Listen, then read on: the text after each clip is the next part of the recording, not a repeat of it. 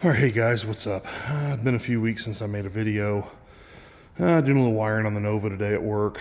Work at fire department. After 5, I can pretty well do whatever I want. I know this looks like a hornet's nest in here, but I do promise you, when I get done, this is going to look less of a hornet's nest. Running these 150 amp breakers, I'm kind of getting them laid out where I want.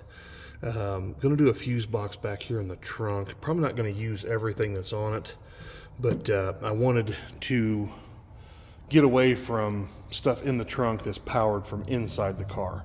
So if I get if the fuel pump goes out, I'm coming back here. I know it's back here. I'm not fishing through stuff up front trying to figure out everything. I'm not going to do a fuse box under the hood. I'm going to do a couple of ground blocks that are directly grounded to the battery, just to have some, and chassis also, to have some good ground under the hood. Other than that, the fuse box will be in the trunk and in the car. Like I said, all this is going to be cleaned up. So this breaker right here is going to come off for this trunk fuse box.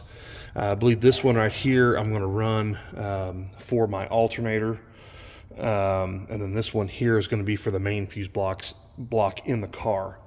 So I was going to do maxi fuses. I've always done maxi fuses in the past. Well, the problem is, if you blow one, then if you don't have the maxi fuse, you're done. These are resettable breakers. They're pricey. They're about $60 a piece, but I've already dumped so much money in this car, it really doesn't matter. So, like I said, all this is going to get cleaned up. I have an onboard 12-volt amp-and-a-half charger, so when the car is in the trailer, I can plug it in, and when I'm charging my battery on my trailer for my winch and my electric jack, I'm charging the battery in the race car. So it's just something I thought I would add. This might really scare you guys here. This is how my power is laid out inside the car. Like I said, I still have to wire electric shifter, 2-step, neutral safety switch, stuff like that. So nothing's loomed, nothing's been, shortened, cleaned up, anything like that. So it is really hideous. But just bear with me, and I promise you it will not look that bad when I'm done.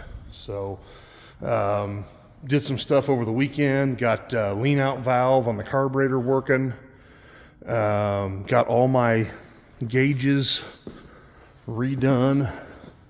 I was having some gauges issue. I tried to go cheap on the gauges and it didn't work. So I have the digital gauge on the far left, and then the 2 Autometer high dollar gauges for everything else, for oil and water temperature. So everything worked out really good. Actually got to drive it around a little bit the other day. So the cross member transmission mount wasn't bolted up, so I didn't want to get too crazy with it. But I'm thinking this thing is probably going to get a couple miles down the road, get the brakes broke in, and just see how it drives. Like I said, I'm not going to get crazy with it, but it's time. I mean, it's been 5 years since I've really gotten in it and done anything, so I'm ready for it. So, like I said, hopefully I can throw up some more videos of this thing, working on it, running. I love the way this thing sounds with this exhaust. I wasn't crazy about it at first, but man, it really has a good pop to it. So that's it.